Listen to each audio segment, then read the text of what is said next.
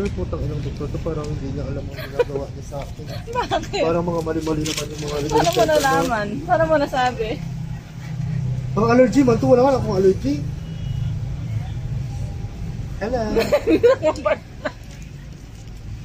Biglang bumahan. Kanina kanina nagbubunga nga.